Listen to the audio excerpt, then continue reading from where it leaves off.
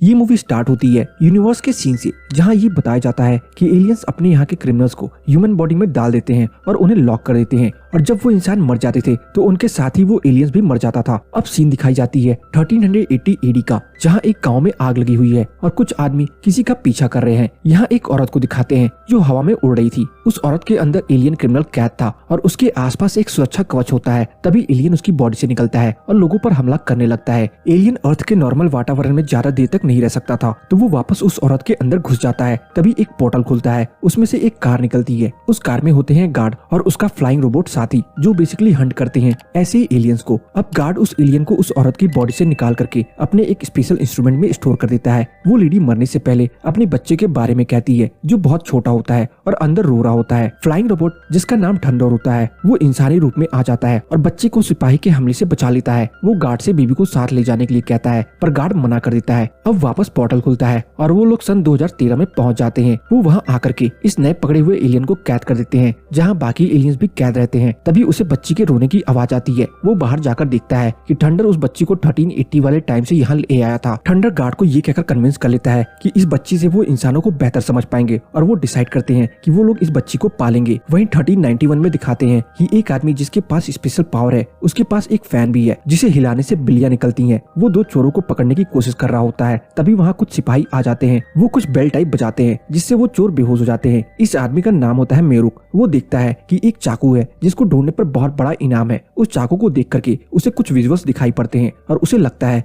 कि उसने वो नाइफ पहले भी कहीं देखा है। अब वो और उसके सिपाही उसी स्पेशल नाइफ की तलाश में निकलते हैं। उन्हें अपनी तलाश में जेल में बंद एक आदमी से पता चलता है कि वो कुछ मछुआरों को मिला था, उस पर हीरे जड़े हुए थे। इसी हीरे के लालच में वो उसे लोहार के पास ले जाते हैं। उसको निकालने की कोशिश में वो चाकू उसी मछुआरे के अंदर घुस जाता है। मेरुक को पता चलता है कि वो चाकू अभी किसी सिपाही के पास है। वहाँ एक आदमी और होता है जो कपड़ों से फ्यूचर से आया हुआ लगता है। वो भी वहाँ चाकू लेने आया था। वो चाकू उस सिपाही के अंदर घुस जाता है और वो उसे निकाल कर फेंक देता है। फिर मेरुक की और उस फ्यूचर से आए आदमी की बहुत ही जबरदस्त लड़ाई होती है। तभी वो देखते हैं कि एक नदी में स्पेसशिप पड़ी हुई है और उस नदी के पार एक औरत खड़ी होती है जो उन्हें देखकर भाग जाती है। अब 2022 का वक्त दिखाया जाता है, जिसमें दिखाते हैं वो बच्ची अब बड़ी हो गई है। उसका नाम होता है लियन। गार्ड और थंडर उसे पाल रहे होते हैं। लियन को भी पता होता है कि उसके पापा एक नॉर्मल ह्यूमन नहीं है, एक रोबोट है। उसे थंडर के बारे में भी पता होता है क्योंकि उसे याद है कि उसने बचपन में उसे देखा था। वो और जानने के लिए अपने फोन को कार में छुपा देती है और सुनती है कि गार्ड को इन्फो मिलती है कि एक एलियन कैदी के लिए उन्हें 107 बॉडीज ढूंढनी है ताकि वो उसमें एलियंस डाल सके, और ये काम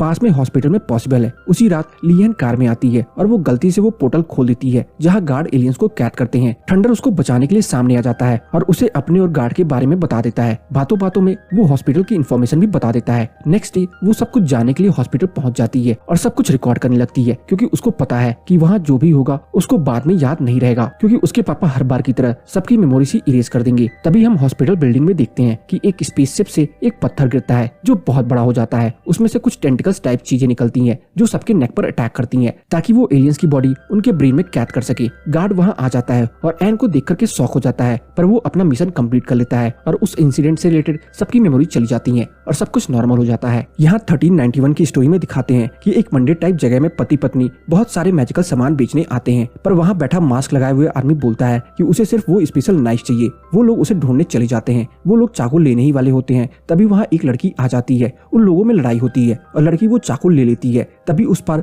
वो मास्क वाला आदमी अटैक कर देता है और उससे चाकू ले जाता है। अब 2022 में दिखाते हैं कि एन अपनी दोस्त के घर चली जाती है और उसके हॉस्पिटल वाली वीडियो दिखाती है गार्ड और थंडर के बारे में। उसकी दोस्त उसे यहाँ से ले जाने आती है। घर पहुँचने के बाद एन के मन में बहुत सारे सवाल उठने लगते हैं और उसे साबित करने के लिए उसके पास वीडियो भी होता है। इसे देख करके थंडर उसे सच बताने के लिए बोलता है और एन को सब सच बता देते हैं कि वो लोग गार्ड्स हैं जो एलियंस को बॉडी में स्टोर करते हैं ताकि वो ह्यूमंस को बचा सके। यान उन दोनों से पूछती है कि वो लोग ने उसे क्यों बचाया था, पर गार्ड और थंडर दोनों ही जवाब नहीं देते हैं। उस रात यान कार में आकर सो जाती है और थंडर से पूछती है कि उन लोगों ने उसे क्यों बचाया था। तब थंडर जवाब देता है कि वो लोग उसे उस रात नहीं बचाते तो वो मर जाती। अगले दिन एक ऑफिसर को दिखाया जाता है जिसके साथ कुछ तो अजीब हो रहा था। तभी चोर उसके सामने से भाग जाता है। उसको पकड़ने के चक्कर में वो अपने ही ऑफिसर पर गोली चला देता है। ऑफिस में भी कुछ उसके साथ ऐसा ही चल रहा होता है। उसे दूर खड़े लोगों की आवाज सुनाई देती है। तभी वहाँ लाइट भग जाती है और लोगों पर अटैक हो जाता है। वहीं अर्थ की तरफ एक स्पेसशिप जैसी चीजें आती हुई दिखाई देती है जो इंसानों के अंदर कैदी एलियंस को छुड़वाना चाहते थे। थंडर गार्ड को इन्फॉर्मेशन देता है कि एक प्रिजनर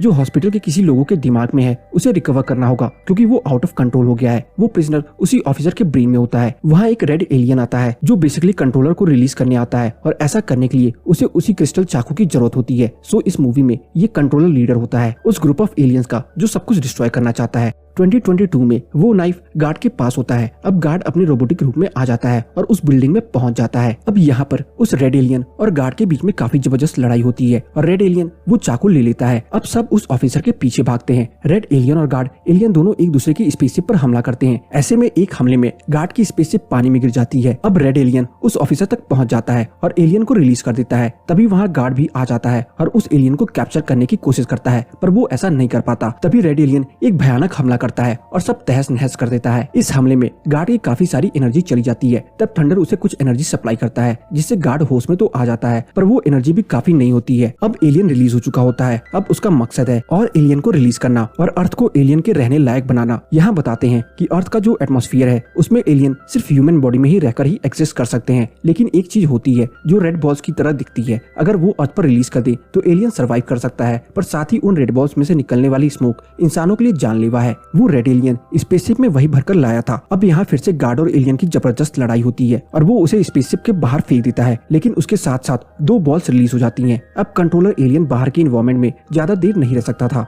उसे ह्यूमन बॉडी की जरूरत होती है। वो एन की तरफ बढ़ता है, तभी थंडर बीच में आकर के बचा लेता है और वो वापस ऑफिसर की बॉडी में घुस जाता है। अब वो अपने एक टेंटिकल से एक रेड बॉल फोड़ देता है और आसपास हर जगह उससे रिलीज रेड स्मोक फैल जाती है, जिसकी वजह से सब लोग जो भी धुएं के कांटेक्ट में आते हैं वो मरने लगते हैं। अब गार्ड की बैटरी बहुत कम हो जाती है और उसकी सर्वाइवल रेट भी। वो एन को अपने पास बुलाता है और बताता है कि क्रीप हॉट ने ही उसकी माँ की जान ली थी। ऐसा उसने एक एलियन को कैप्चर करने के लिए किया था और वो उसे साथ इसलिए लेकर आया था ताकि ह्यूमंस के बीच बिना किसी डाउट के रह सके। वो थंडर से उसे सेफ जगह ले जाने के लिए कहता है। तभी रास्ते में थंडर एन को बता देता है कि गार्ड जिसे वो पापा मानती है उनके सर्वाइवल के चांसेस बहुत कम है। ये सुनकर के एन इमोशनल हो जाती है और थंडर को कन्विंस करती है कि कम से कम हमें कोशिश तो करनी चाहिए उनकी जान बचाने की। वो लोग वापस आ जाते हैं। गार्ड और ऑफिसर की बॉडी में कंट्रोलर एलियन लड़ रहे होते हैं। थंडर बताता है कि उसको अभी भी हराया जा सकता है। उसका तरीका ये है कि उस स्पेसशिप में एक पॉइंट है, उसमें वो नाइफ मार देना। थंडर उसको मारने ही वाला होता है, तभी कंट्रोलर उस पर अटैक कर देता है। अब जमीन पर पड़े हुए नाइफ को लेने कंट्रोलर और एन दोनों उसकी तरफ बढ़ते हैं और एन उसे ले लेती है और वो लोग गार्ड, थंडर और गाड़ी के ऊपर चढ़ा हुआ कंट्रोलर पोर्टल के थ्रू दूसरी टाइमलाइन में पहुंच जाते हैं। वो लोग 1318 में पहुंचते हैं, यानी वही साल जब एन का जन्म हुआ था और जिस टाइमलाइन से ये मूवी स्टार्ट हुई थी वहाँ भी गार्ड की कंट्रोलर से लड़ाई होती है। अब गार्ड बहुत कमजोर हो चुका है और वो लगभग हार ही चुका होता है कि एन कंट्रोलर पर गोली चला देती है। मरते मरते वो अपने टेंटिकल से उसकी गाड़ी पानी में गिरा देता है, जिससे एन उस नाइफ के साथ डूब जाती है। वो बहकर किनारे पर आ जाती है, पर नाइफ उसी गहरे समुद्र में कहीं खो जाता है। एन को एक छोटा बच्चा बचा लेता है। ये बच्चा असल में 1391 में दिखाई जाने वाले म्यूरिक ही होता है। आपको यहाँ बता दे कि एक साथ सारी टाइमलाइंस एक्सिस्ट करती हैं। जैसे 1318 की टाइमलाइन में म्यूरिक छोटा बच्चा है, वहीं सेम टाइम पर 1391 की टाइमलाइन में वो बड़ा हो गया है। अब एन उसे चाकू ढूंढने के लिए कहती है, पर बहुत कोशिशों के बाद भी वो चाकू नहीं मिलती है। अब चाकू खो चुका है तो टाइमलाइन बदलना पॉसिबल नहीं है और वो सब लोग इसी टाइमलाइन में फंस जाते हैं और वहीं रहने लगते हैं। अब वहाँ रहते रहते 1391 आ जाता है और एन भी अब बड़ी हो चुकी है और यहाँ उसका नाम ली है। ली वही लड़की होती है जो कपल से लड़कर के चाकू लेने की कोशिश कर रही होती है। अब एन उसे दोबारा पाने की कोशिश करती है। उस पोर्टल के थ्रू वो गन भी इसी टाइमलाइन में आ जाती है जो उसे म्यूरक के थ्रू मिली थी। म्यूरक को सब कुछ तो याद नहीं होता, पर उसे इतना जरूर याद रहता है कि वो एन से पहले भी मिला है। एन गन से मंदिर के रक्षा और उनके सिपाही पर हमला करती है और वो नाइफ हासिल कर लेती है, लेकिन अभी एक सिपाही और हमला कर देता है। जब एन उस पर गोली चलाती है तो उसमें से एलियन की बॉडी निकलती है। अब वो एन पर हमला कर देता है, लेकिन म्यूरक उसे आकर बचा लेता है, पर खुद बहुत जख्मी हो जाता है। अब वहाँ वो कपल भी आ जाते हैं जो पहले मंदिर वाले आदमी के लिए चाकू हासिल करना चाहते थे। वो दोनों भी जादूगर होते हैं। वो लड़की एक मैजिक मिरर में हाथ डाल करके उस पर हमला करती है, पर एलियन उस पर लेजर बीम से अटैक कर देता है। तभी जादूगर एलियन का हाथ ही काट देता है। वो मैजिकल कपल अपनी जादू से एक घड़ा बनाते हैं और उसमें वो मास्क वाले मंदिर के आदमी को स्टोर कर देते हैं, लेकिन वो मैजिक पॉट टूट जाता है और उसमें से बहुत खतरनाक एलियन निकलता है। वो एन और जादूगर म्यूरक पर हमला कर देता है। तब म्यूरक अपनी तलवार से उसको मार देता है। जिस बॉडी में रहकर के वो एलियन मार रहा होता है, वो आदमी म्यूरक को बोलता है कि जो एलियंस का लीडर है यानी कंट्रोलर, वो अब उसके अंदर है। तब म्यूरक को अपनी पास्ट फ्लैशबैक में दिखाई देती है और उसे अपना और एन का बचपन में मिलना भी याद आता है। साथ में उसको ये भी याद आता है कि कैसे कंट्रोलर से निकल करके एलियन उसके अंदर चला गया था जब एन ने कंट्रोलर पर 2022 में गोली चलाई थी। तब जिस ऑफिसर की बॉडी में वो था वो बहुत जख्मी हो गई थी, इसलिए 1318 में पहुंच करके उसे नई बॉडी की जरूरत थी। वो बॉडी म्यूरक की थी, यानी कि बचपन से लेकर के अब तक वो सबसे पावरफुल कंट्रोलर एलियन उसके ही अंदर था। म्यूरक को ये बात रियलाइज हो जाती है और ये मूवी यहीं पे खत्म हो जाती है। तो बस आज की इस वीडियो में इतना ही। आपको मेरी एलियनॉइड मूवी की एक्सप्लेनेशन कैसी लगी कमेंट सेक्शन में बताना ना भूलें। और अगर आपको मेरी एलियनॉइड मूवी की एक्सप्लेनेशन पसंद आई हो तो वीडियो को लाइक करके जाना ना भूलें। चैनल पे नए हैं तो चैनल को सब्सक्राइब जरूर कर लें ताकि मुझे ऐसी ही मोटिवेशन मिलती रहे और मैं आप सबके लिए अच्छी से अच्छी वीडियोस लाता रहूं।